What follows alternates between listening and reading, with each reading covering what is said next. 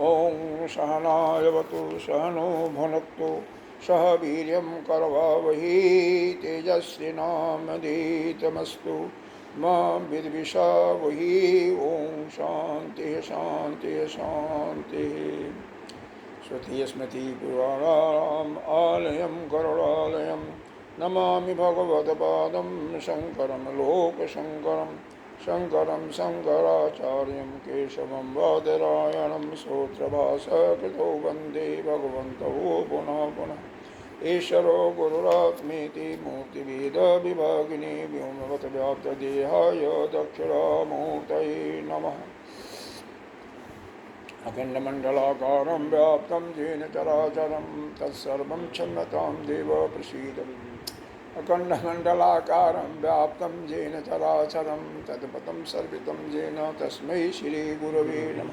अज्ञानतिमिरान्धस्य ज्ञानाञ्जनशलाकया चक्षुरुन्मीलितं येन तस्मै श्रीगुरवे नमः। गुरुर्ब्रह्मा गुरुर्विष्णु गुरुर्देवो महेश्वरः गुरुः साक्षात् परं ब्रह्म तस्मै श्रीगुरवे नमः।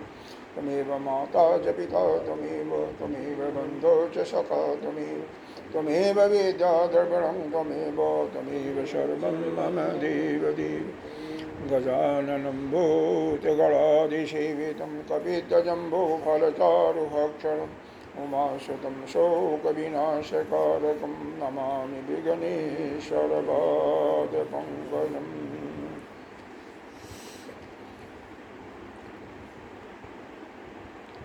गजाननं भूतगणाधिसेवितं कपित्थजम्बोफलचारुभक्षणम् उमासुतं शोकविनाशकारकं नमामि विघ्नेश्वरपादपङ्कजम्। अनंतकोटि अनंत श्री गुरुषित श्री पंचायती महानिर्वाणी अखाड़ा के अग्रणीय महामंडलेश्वर श्रोत्रिय ब्रह्मनिष्ठ नित्य प्रातः स्मरणीय वंदनीय पूजनीय अर्चनीय सदगुरुदेव भगवान के चरणों में कोटि कोटि वंदन। यहाँ के अधिष्ठान देव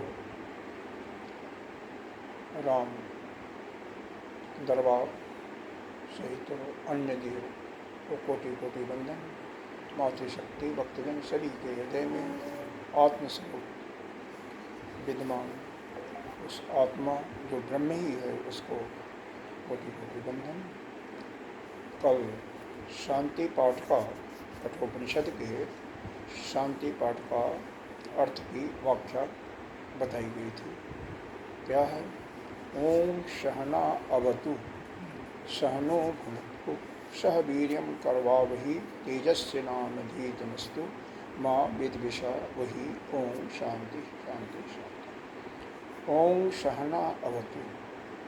सह का मतलब होता है साथ साथ, न सह नौ। नौ का मतलब बहुवचन में द्विवचन में है तो हम दोनों। कौन दोनों? आचार्य और हम शिष्य।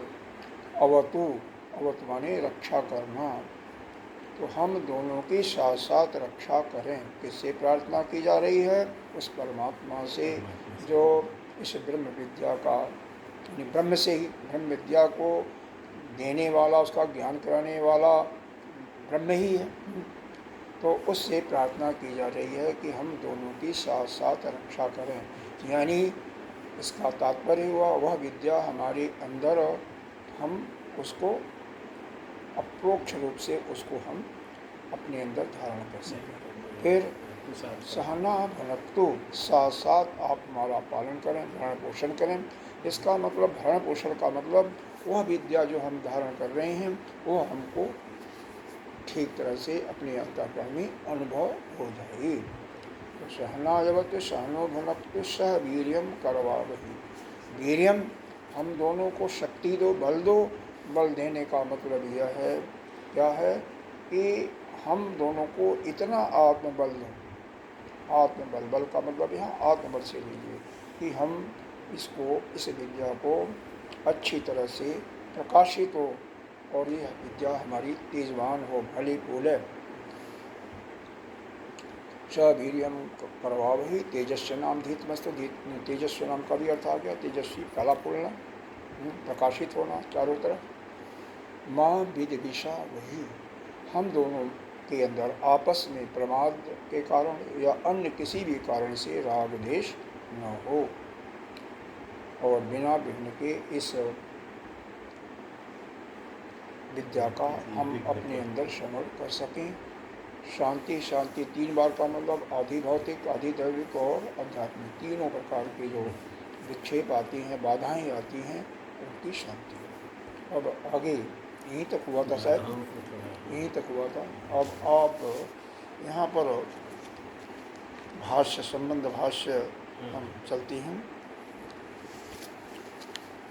अभी आपका मुख्य रूप से जो कठोपनिषद शुरू होगा अभी वह दूर है। 1 दिन 2 दिन इसी में लगेगा, 2 दिन लगेगा, हो सकता है। फिर हो सकता है कल स्टार्ट हो जाए पहला में। तो क्या है, भगवान से प्रार्थना की जा रही है। किससे प्रार्थना कर रहे हैं? जो गुरु है, नहीं गुरु को नहीं, गुरु का तो हो गया। यहाँ पर जो गुरु हैं, यहाँ पर गुरु हैं जमराज, जो सूर्य के पुत्र हैं जमराज, उनसे उनकी प्रार्थना कर रहे हैं। और जो शिष्य नचिकेता के रूप में है, जो इस ब्रह्म विद्या का श्रवण करता है, तो उन दोनों का, गुरु और शिष्य की वंदना कौन कर रहा है? हमारे जगत गुरु शंकराचार्य के पास। क्यों? शिष्य भी तो भाई इतना अगर उसके पास ज्ञान नहीं होता तो यह मृत्यु लोक से सशरीर कैसे वहाँ जा सकता था?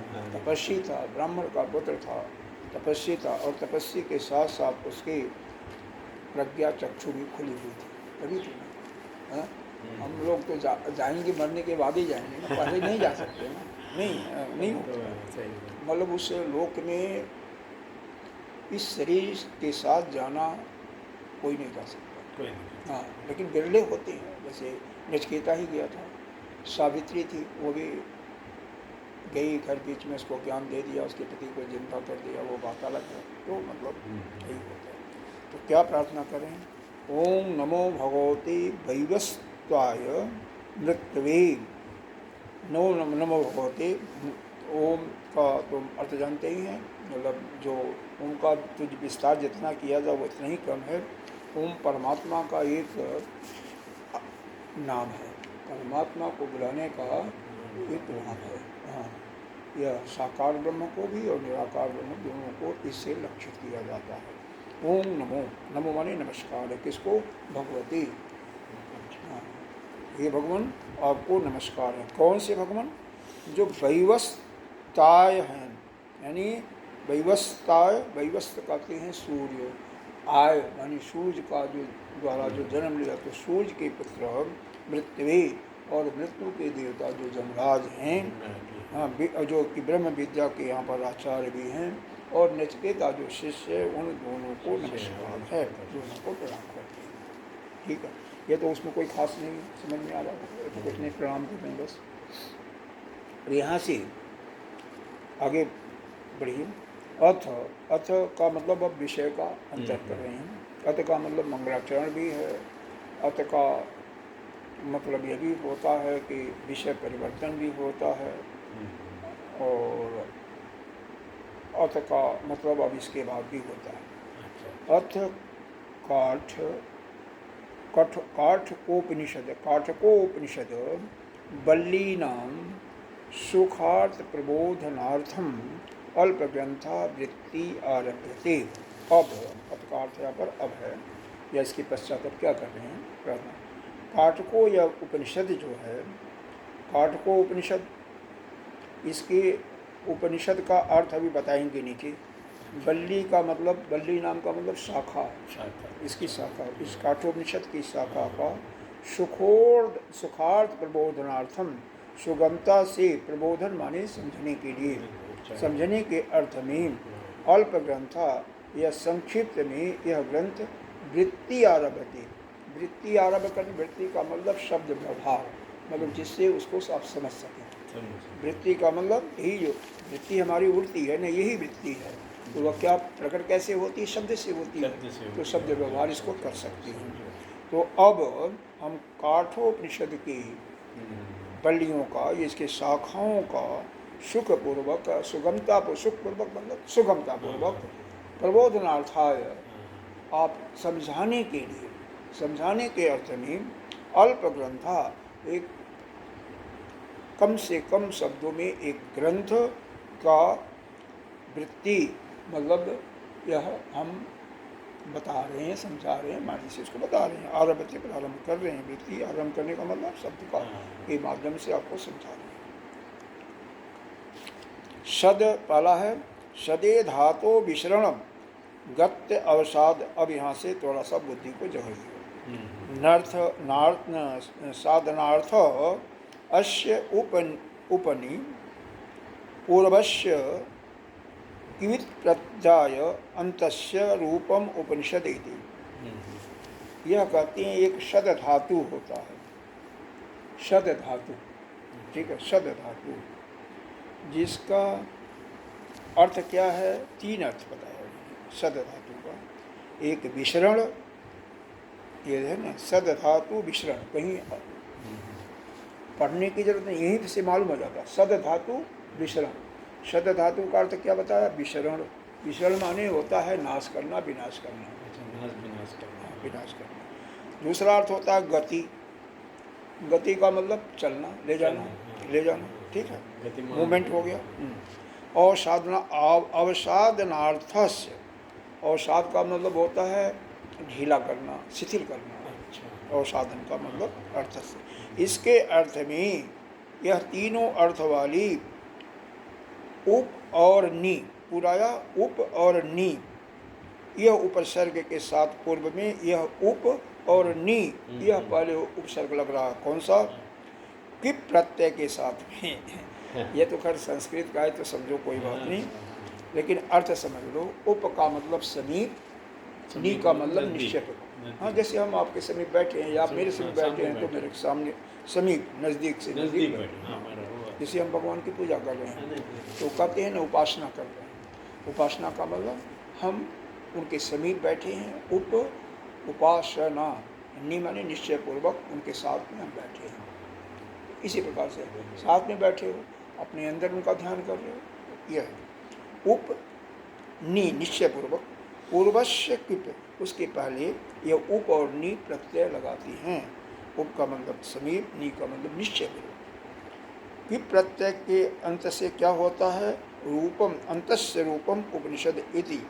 यह वह सद धातु का यह उपनिषद रूप बनता है। क्योंकि जब किप प्रत्यय लगाते हैं तो सद का वह खटकोर वाला स हो जाता है।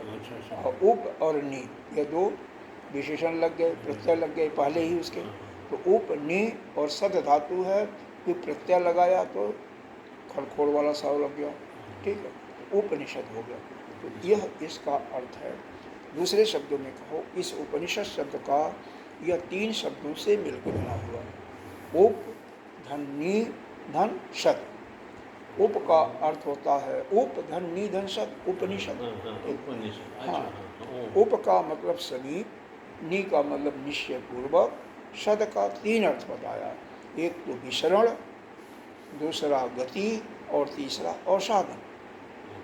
विसरण माने नाश करना, गति माने ले जाना, जाना या ले जाना, और सद, सद धातु का अर्थ बताया। एक्चुअली धातु है सद लिरी। व्याकरण थोड़ा सा लघु अगर तो वो तो छोड़ो, वो तो ज्ञान बड़ा मुश्किल है, लेकिन ये समझना यह जरूर है कि इस सद धातु का तीन अर्थ है, विसरण, गति और अवसाधन। अवसाधन का मतलब ढीला करना, शिथिल करना। अब यहीं पर यह समझ लो किसको शिथिल करेंगे, यह उपनिषद किसको शिथिल करता है, किसको नाश करता है। खैर आगे आएगा, आगे ये बताते चलेंगे, अभी बता देंगे बाद में आपको भी बताना होगा। उपनिषद शब्देन च व्याचिख्या वाची आख्यायित ग्रंथ प्रतिपाद वेद वस्तु विषय विदोच्यते। कह रहे हैं उपनिषद शब्द से इसका क्या होता है, सवाख्या सवाचिक आख्यायित ग्रंथ, इसके प्रतिपाद्य है ना, ग्रंथ के बाद क्या लिखा हुआ, प्रतिपाद्य, और वेद वस्तु विषय, जो वेद वस्तु क्या है, ब्रह्म विषय, ब्रह्म को जानने वाले विषय को, यह विदोचते, उसका विदोच्य माने उसका निरूपण किया जा रहा है, उसका प्रतिपादन किया जा रहा है। तो उसके हम क्या व्याख्या करना चाहते हैं, जिस ग्रंथ की व्याख्या करना चाहते हैं, ग्रंथ वाचिख्यासित, जिस ग्रंथ की हम विवेचना करने जा रहे हैं, जिस ग्रंथ के बारे में हम लिख रहे हैं या बता रहे हैं आपको, वह ग्रंथ जो है प्रतिपाद्य और वेद वस्तु विषयक, यानी उस परमात्म तत्व के बारे में बताने वाली है। यानी वह जो है ऐसा ज्ञान है जो कि ब्रह्म विद्या का ज्ञान कराती है, यानी ब्रह्म को ज्ञान बताने वाली विद्या है। यही समझना है। उपनिषद शब्द का ये तो 3 तो अर्थ ले लिया आपने, इसको बारंबार सुनेंगे तभी बैठेगा।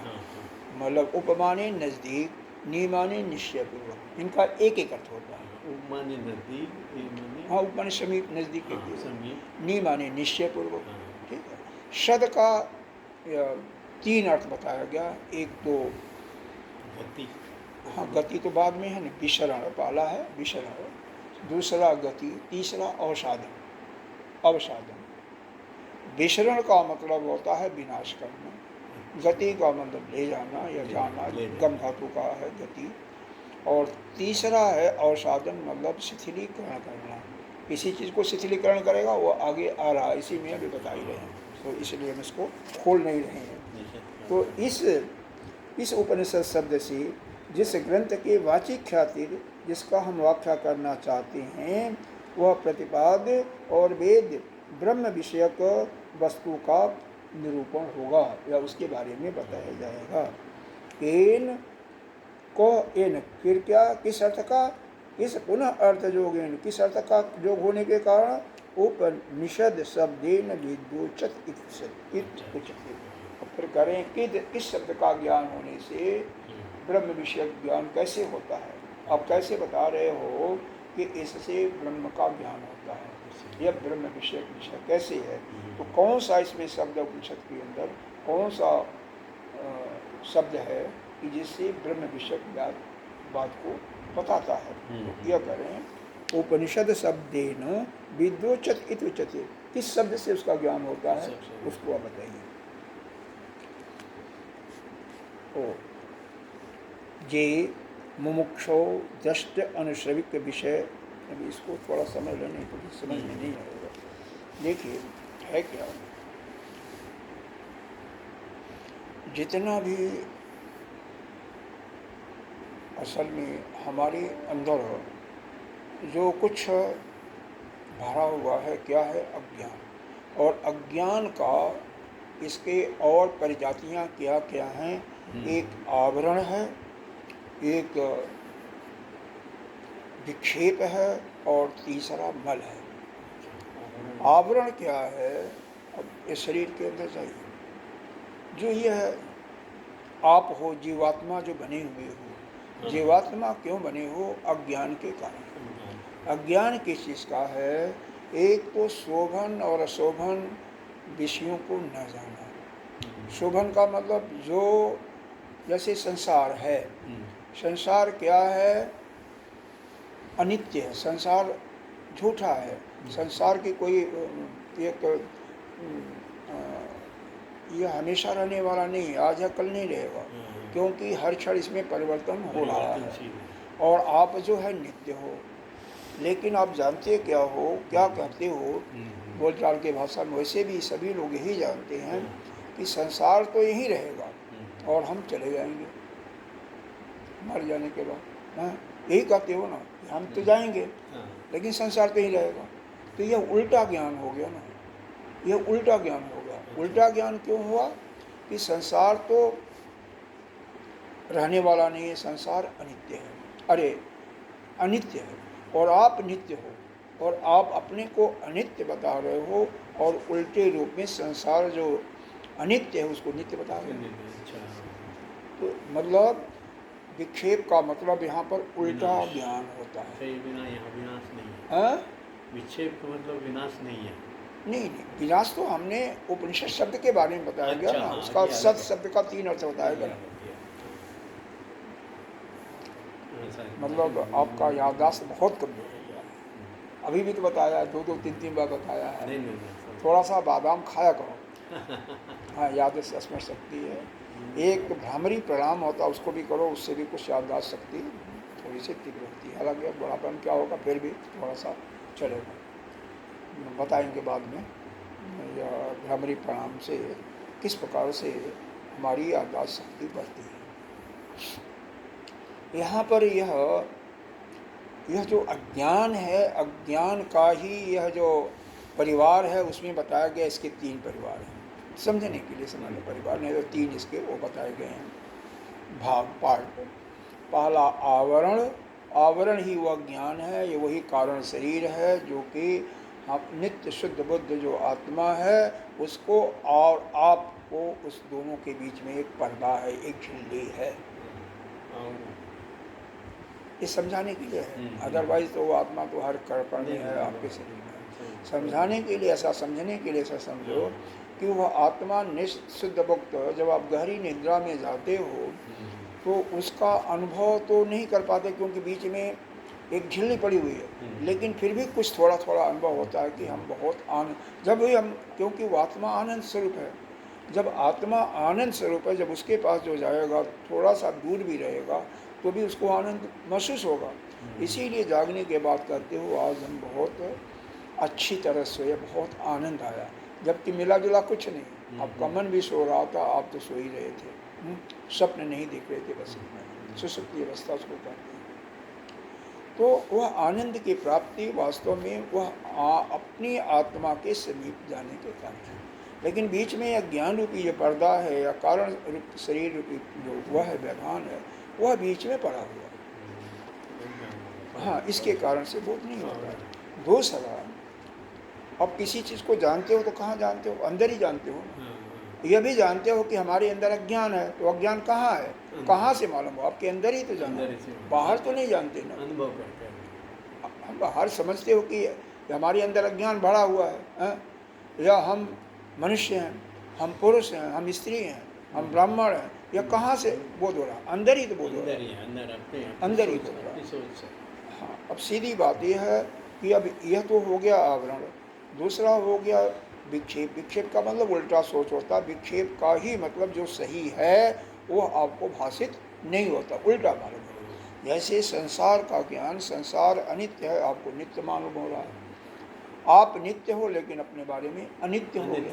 यही है शोभन, अशोभन भी कह सकते हो, या यह विक्षेप का मतलब यहाँ पर उल्टा ज्ञान है। तीसरा चीज यहाँ पर है मल। मल क्या है, प्रवृत्ति निवृत्ति मार्ग का, या जन्म जन्मांतर का जो मल है, कर्तृत्व भाव, भोक्तृत्व भाव, जन्म जन्मांतर के जो संस्कार चित्त पर जमा हुआ है, वह सब इसमें कर्तृत्व भोक्तृत्व भाव भी आ जाता है। शुभ और अशुभ कर्मों का वो जो संस्कार है वो भी आ जाता है। तो ये सब भरे हुए हैं। तो यह जो भरे हुए हैं, यह कहाँ है, आपके अंतःकरण में, अंदर ही है, बाहर तो नहीं है आपके, बाहर नहीं, इस शरीर में भी नहीं, बल्कि आपके ही अंदर है। ठीक है, अब इनको अगर नष्ट करना हो, इनको काटना हो, तो कैसे काटोगे, या कहाँ बने हुए हैं, पृथ्वी के अंदर ही है, पृथ्वी तत्व में है, तो इसको मारने के लिए भी आपको पृथ्वी तत्व की जरूरत होती है, क्योंकि अज्ञान है, अंदर है, तो इसको काटने के लिए ज्ञान चाहिए, इसका नाश करने के लिए तो ज्ञान अंदर ही होना चाहिए। जब अंदर ही ज्ञान पैदा होगा, और ज्ञान पैदा अंदर ही होता है वैसे, लेकिन इसको समझना है, अंदर अच्छी तरह से अपने अंदर धारण कीजिए, तो उस ज्ञान से यह अज्ञान कटेगा। उस अज्ञान से, क्योंकि हम सैकड़ों साल से, 50 साल से, 60-70 साल से इस जन्म में देख रहे हैं, पिछले जन्म में ही करते कि मैं शरीर हूँ, जो कि मैं मरने वाला हूँ। हाँ, एक समय तो ही होता था, जबकि वास्तव में आप शरीर नहीं हो, आप नित्य शुद्ध बुद्ध मुक्त ब्रह्म ही हो, आप मरने वाले भी नहीं हो। संसार प्रतिक्षण बदल रहा है, संसार का विनाश होता है, आपका तो विनाश होता नहीं, आप तो मर, लेकिन उस चीज़ को हम जान नहीं रहे हैं ना, हमारे अंदर बोध नहीं हो रहा है। अगर जानते भी हैं, सुन सुन करके रट भी लिए हैं, तो लेकिन अंदर अनुभव नहीं होता कैसा है, और उसी चीज़ का अनुभव करना है। यह हुआ मल, विक्षेप और आवरण। आवरण एक पर्दा है जो कि कारण शरीर के रूप में है, जो कि जीवात्मा और आत्मा के रूप में एक हल्का सा पर्दा है। जब वो पर्दा जैसे ही कर्तृत्व भोक्तृत्व भाव नष्ट हुआ तैसे ही वो पर्दा समाप्त और आप शुद्धात्मा बन गए। दूसरा होता है विक्षेप। विक्षेप का मतलब जो आपके अंदर उल्टी सोच आ गई है, विपरीत भाव बन गया है कि जो सत्य है उसको आपने असत्य समझ रखा और जो असत्य है उसको सत्य समझ रखा। जैसे मैं नित्य शुद्ध बुद्ध मुक्त हूँ, मैं तो अमर हूँ, मैं तो मरता नहीं हूँ, लेकिन आपने ये सोच रखा है कि क्यों? कारण यह है कि आपने शरीर को अपने को शरीर समझ रखा है ना, और शरीर का मृत्यु होती है। तो अपने को शरीर मानने के कारण यह गलत बोध आपके अंदर हो गया है कि मैं मरने वाला हूँ और मैं चला जाऊँगा तो संसार का क्या होगा। जगत जो है प्रतिक्षण परिवर्तन हो रहा है, आप देख रहे हो, लेकिन फिर भी उसका जो असलियत है, असली रूप वो नहीं मालूम होता। आप यह सोचते हैं कि संसार तो हमेशा रहने वाला है, लेकिन संसार तो नित्य अनित्य है, वो तो रहता ही नहीं, हमेशा जाने वाला है। दूसरा है आपका क्या हो गया, मल ही, जो कि आपके जन्म जन्मांतर का, इस जन्म का शुभ और अशुभ कर्मों का जो संस्कार है वही मल है। आपके जीवात्मा के अंदर जो है ग्रंथि पड़ गई है, कर्तृत्व भाव की, भोक्तृत्व भाव की, ज्ञाता भाव की, यह ग्रंथि ही मल है। तो ये जितने भी अंदर अज्ञान का स्वरूप क्या हो गया, अब अज्ञान को समझो, अज्ञान का ही परिवार है, अज्ञान का ही परिवार है। अज्ञान का परिवार में कौन कौन आ गया? जन्म जन्मांतर के संस्कार हो आ गए, शुभ और अशुभ कर्मों के संस्कार आ गए, कर्तृत्व भोक्तृत्व भाव आ गया, ज्ञातृत्व भाव इसकी ग्रंथि आ गई। तीसरा चीज़ क्या है? हमारे विपरीत जो सोच आ गया है कि मैं हूँ अमर, नित्य हूँ, लेकिन अपने बारे में उल्टा सोच आ गया, अनित्य, जगत के बारे में अनित्य है लेकिन नित्य मान बैठा है। और तीसरा जो यह आवरण झिल्ली पड़ी हुई है हमारे और आत्मा के बीच में, इन तीनों को नष्ट करने के लिए ज्ञान चाहिए। वह ज्ञान को ही हम ब्रह्म विद्या कहते हैं, और वह ब्रह्म विद्या इस उपनिषद से ही प्राप्त होती है। और यह उपनिषद बुक भी कहते हैं, पुस्तक भी कहते हैं, लेकिन जब बुक से तो नहीं, बुक को रख लो, 50 बुक रख लो, उससे नहीं मिलेगा। इस पुस्तक के अंदर जो ज्ञान है उसके अंदर जब आपके अंदर धारण हो जाएगा, समझ आ जाएगी, तब यह सब सारा यह अविद्या स्वरूप जो है, अविद्या का पूरा परिवार नष्ट हो जाएगा, तो विद्या अपने आप ही नष्ट हो जाएगी, आपका जीवत्व भाव नष्ट हो जाएगा, तो आप स्वयं नित्य शुद्ध बुद्ध मुक्त परमात्मा हो जाओगे। हैं? यह करना, यह समझ में आ रहा है? क्योंकि यह नहीं समझ में आएगा तो आगे का बात नहीं समझ में आ रहा, तो ठीक है। जे मुमुक्षु, अब मुमुक्षु कौन है? किसके अंदर मुमुक्ष की भावना आएगी? मोक्ष माने मोक्ष चाहने वाला। मोक्ष कौन चाहता है? जिसके अंदर 3 और पहले बताए गए हैं वो भी गुण होना चाहिए। साधन चतुष्टय में कई बार बताया गया है कि पहला जो है उसके अंदर विवेक हो, दूसरा वैराग्य हो, विवेक वैराग्य, और तीसरा जो है समाधि सतम, जो खड़ संपत्तियों से जो सम, यानी उसका अपने मन पर कंट्रोल हो, दम अपने इंद्रियां उसके बस में हो, और इन दोनों से ऊपर हो गया हो। इन दोनों को कंट्रोल करने के लिए, इन दोनों के द्वंद्वात्मक संसार कीजिए, इनको सहने के लिए जो सहनशीलता आती है, तितिक्षा, वह तितिक्षा भी आपके अंदर हो। उस परमात्मा गुरु के ऊपर निष्ठा भी हो। निष्ठा का परिभाषा ही दिया हुआ है, गुरु शास्त्र वाक्येषु सत्य सत्य भाव, सत्य भाव को ही हम निष्ठा कहते हैं। हाँ, और उसके बाद अब का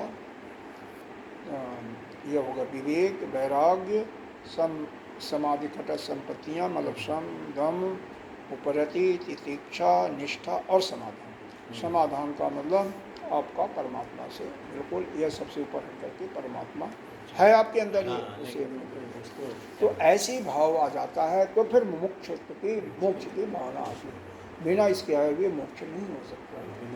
हाँ, जो यहाँ जैसे बताया तो कह रहे हैं। अब देखो कल का भी याद करो, ये मुमुक्षु, जो मोक्ष चाहने वाले हैं साधक, दृष्टा अनुश्रविक विषय वित्तिषा सन उपनिषद शब्दवाच्याम वक्ष्यमाण लक्ष्याम विद्याम सद्य उपगम्य तन्निष्ठतया निश्चयन शीलयन्ति। यहाँ तक देखो, बहुत बड़ा लंबा सुनते हैं। ऐसे जो देखे और सुनेंगे, कलाया नहीं था गीता जी में, सुन सुन करके हमारा मन परेशान हो गया। नाना प्रकार के लोगों की बातें सुनोगे तो आपका मन विक्षिप्त होगा। तो यहाँ पर एक दृष्टि शब्द और जोड़ गया। जो देख करके लोगों का, अरे भाई पड़ोसी को देख रहे हो बहुत बढ़िया गाड़ी है, वो सोच रहे कि तो बहुत बड़ा, यह नहीं सोच रहे वो कितना दुखी है। हाँ, वो नहीं जानते। तो यह जो सुन सुन करके और देख करके इस लोक की कामना और परलोक की कामना, स्वर्ग में यह है मंगला बताते हैं लोग, इसमें जाओगे ऐसा करोगे तो तुम्हें वह सुख मिलेगा। अरे मिलेगा तो भाई तुम कर लेना, हमें क्यों बता रहा है तुम, हमारे अंदर भेद बुद्धि क्यों डाल रहा है तुम। तो ये सुन सुन करके और देख करके इस लोक और परलोक की जो विषय है वो भी तीसरा, वो अभी उस मुमुक्षुत्व का मन हट गया है। कल गीता जी में ही बताया गया ना, क्या बताया गया था याद है?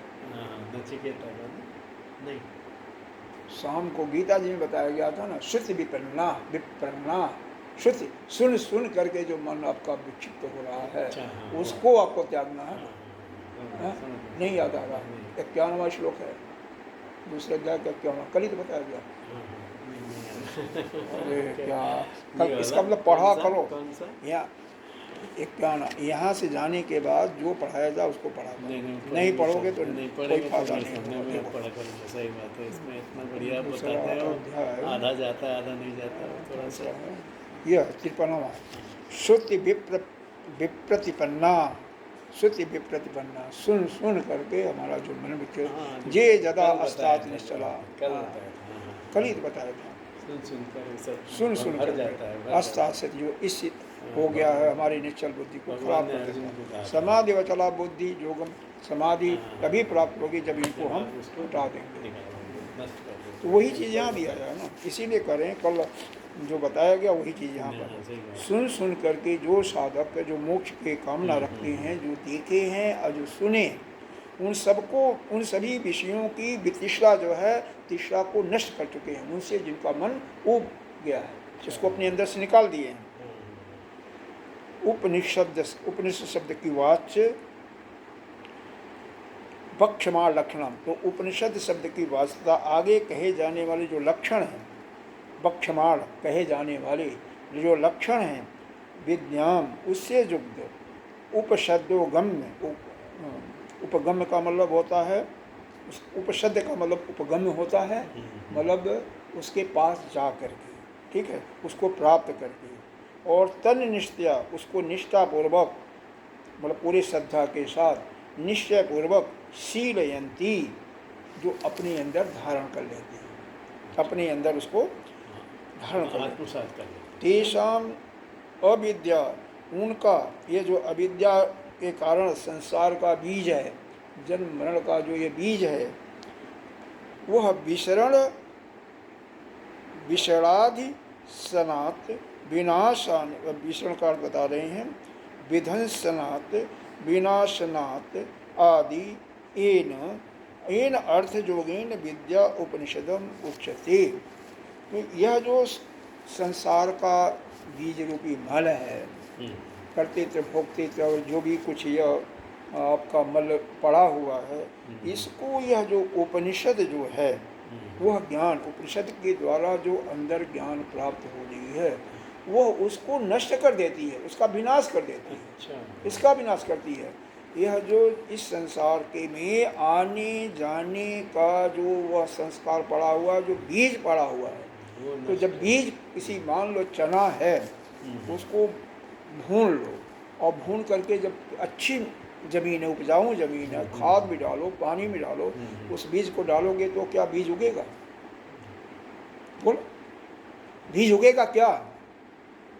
अरे बीज को आपने भून रखा है, तो उगेगा क्या? आवरण है, ढका हुआ है ना, वो बोल रहे हैं। नहीं समझ में आ रहा। खेती नहीं कभी की होगी। हाँ, हाँ, कोई बीज को जब भून दिया जाता है, वो नष्ट हो जाता है, तो वो बीज को वो उसे वो अंकुर नहीं निकलेगा। हाँ, अच्छा। यह भी नहीं फिर वो नहीं मालूम है। होगा, फिर नहीं होगा। वो कोई भी या चना है, गेहूं है, जो उसको आप ये मोट है या मूंग है, जो आप अंकुरित करते हो, एक बार उसको भून लो आग में हाँ, हाँ, और फिर उसको अंकुरित करो, तो कभी अंकुरित नहीं होगा। हाँ, मतलब नष्ट हो जाता है ना? भूनने के बाद नष्ट होगा। आदमी नष्ट हो जाता है, उसमें क्या है? आदमी को जलाते हैं तो नष्ट नहीं होता है क्या? हाँ, और इनसे नष्ट हो जाता है। इतनी बुद्धि नहीं चलेगा। अब नष्ट कर भाई, आपने आग में डाल दिया किसी चीज को, अंगुली डाल दीजिए, क्या होगा? नष्ट हो क्या होगा? जल अंगुली जाएगा। जल जाएगा। हाँ। तो जल के बाद क्या होगा? नष्ट वही चीज अगर बीज को डाल दोगे, किसी चीज को, अन्न को डाल दोगे, तो वो नष्ट हो जाएगा। अच्छा। ये प्रैक्टिकली करके देखो घर में जाकर के, हाँ, हाँ, और फिर देखो उसको उगाओ, देखो उगता है, उसमें हमको निकलता है। क्योंकि ये सब जब आपको स्पष्ट रूप से इसका अनुभव नहीं होगा प्रैक्टिकली, तब तक आप आगे इसको नहीं समझोगे। समझ में इसको फिर से पड़ेगा। पढ़ने से भी सही नहीं बात होगा, है। पढ़ने से भी नहीं होगा।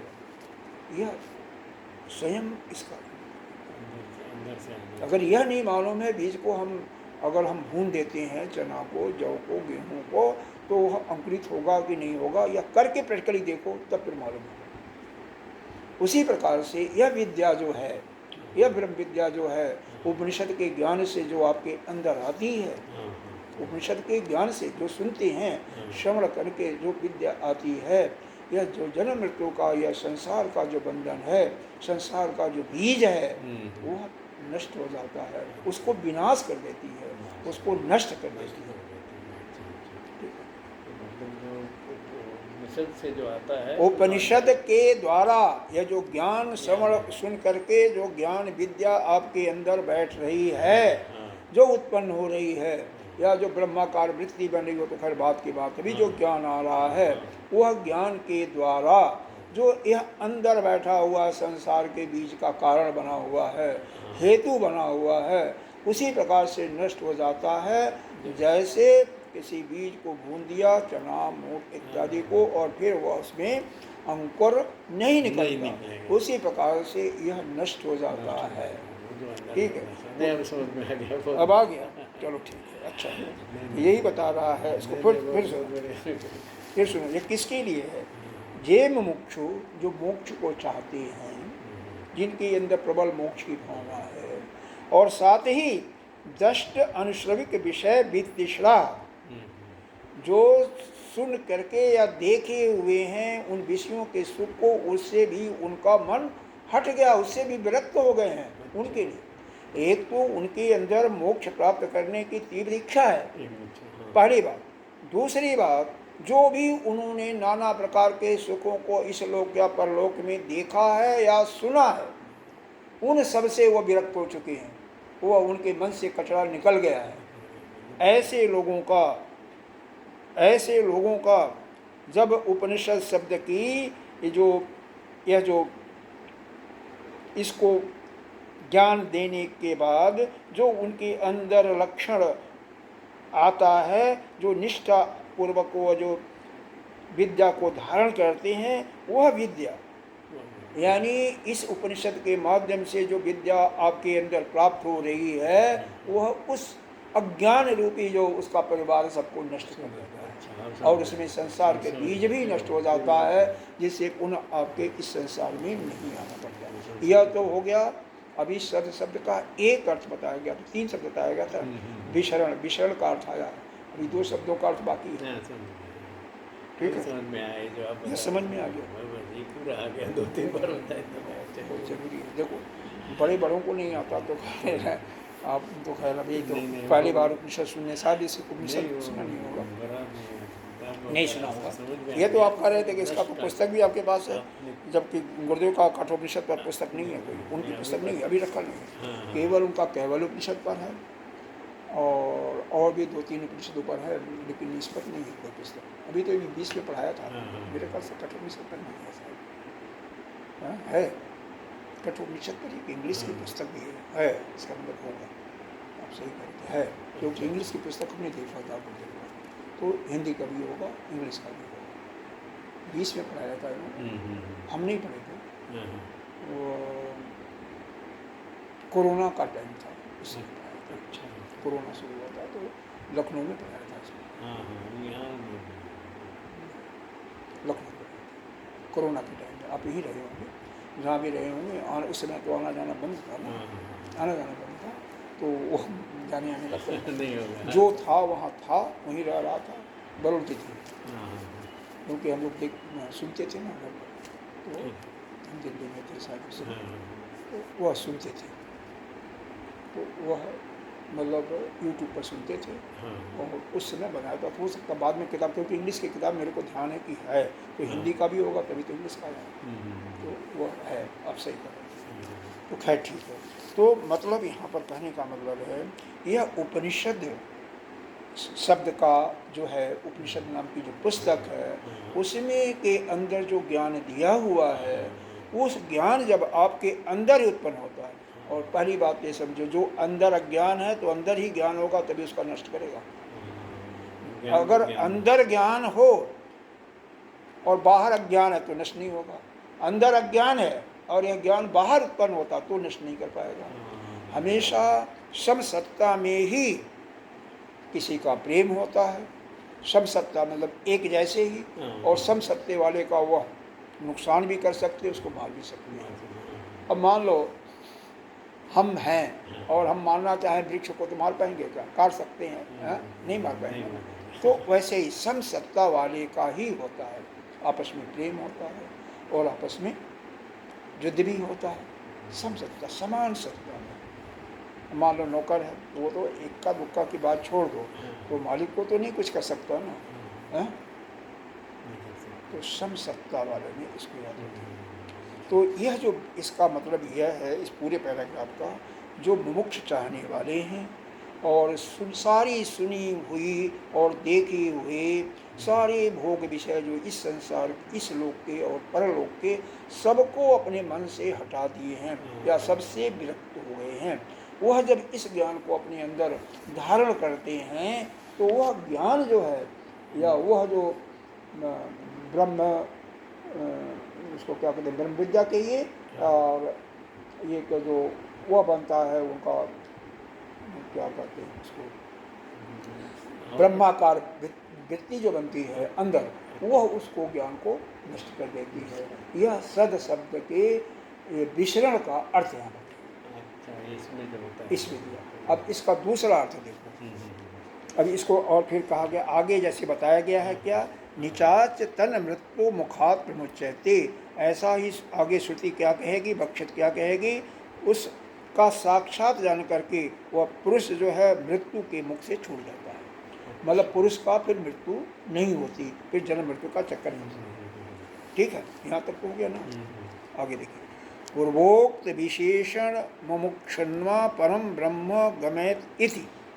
उपरोक्त विशेषणों से जो ऐसा युक्त होगा, जिसके अंदर से सारी कामनाएं हट गई हैं, जो सुनी हुई और देखी हुई हैं, मुमुक्षुआ, वह मुमुक्ष जो है पर ब्रह्म, यह जो विषण शब्द का दूसरा अर्थ लगाया गति, वह ब्रह्म तक यह उपनिषद उसको ले जाता है। यह जो ज्ञान है फिर उसको ब्रह्म तक ले जाता है।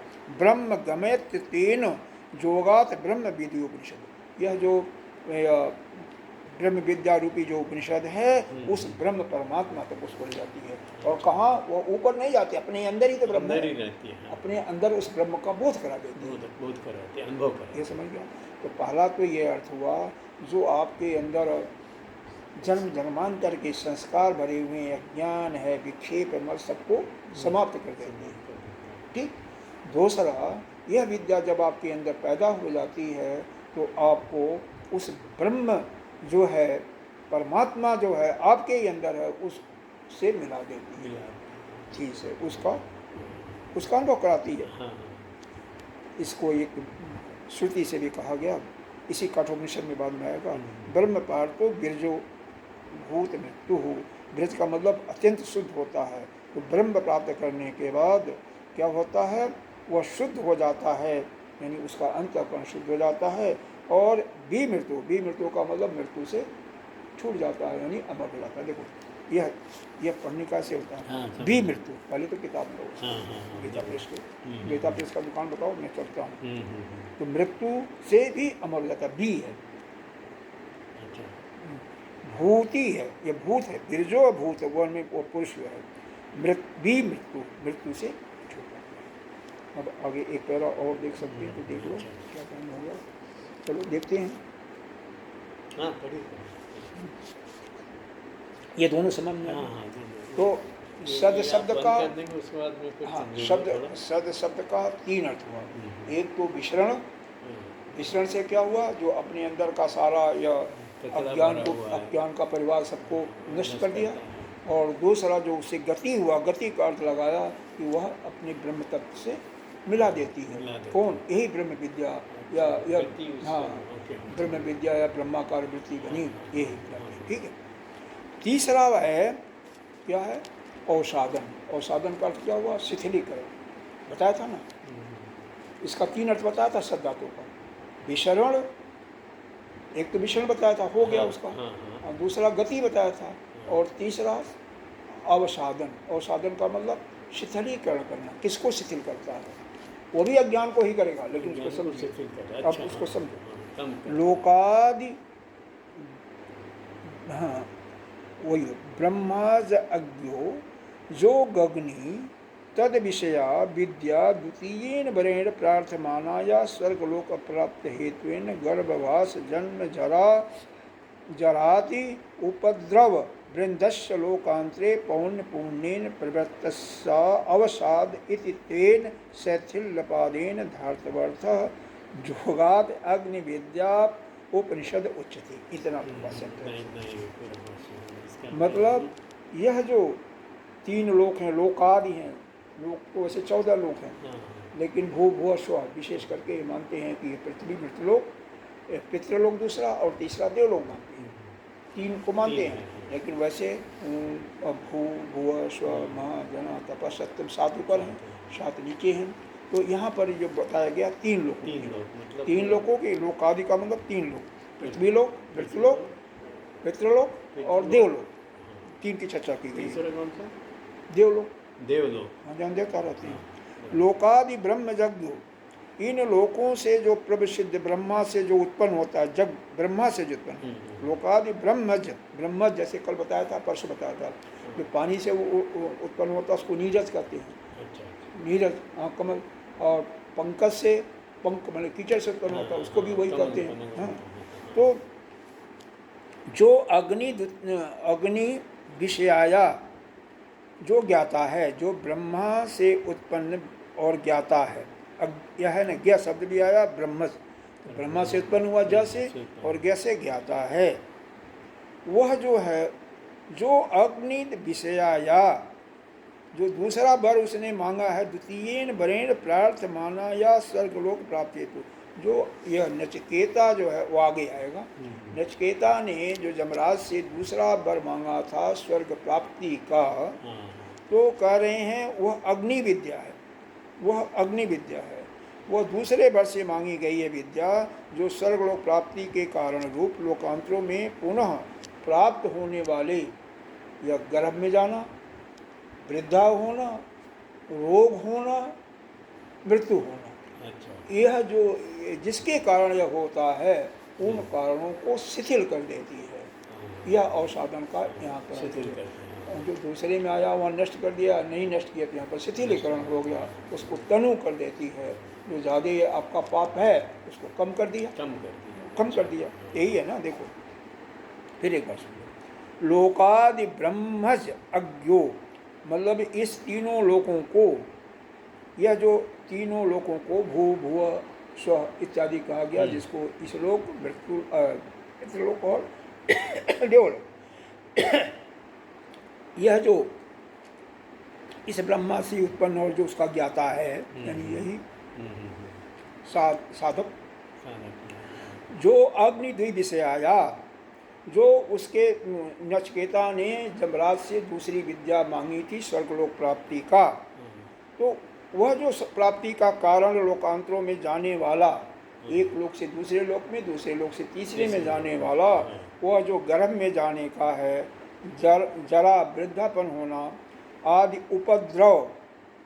उपद्रव वृंदस्य, उपद्रव मतलब ये सारा समूह का, ये जो है वृद्ध का, मृत्यु का, इस सब का वह पौन पुण्यनो, वह जो भी है पुण्य है या जो कुछ है सबको वह शिथिल कर देती है।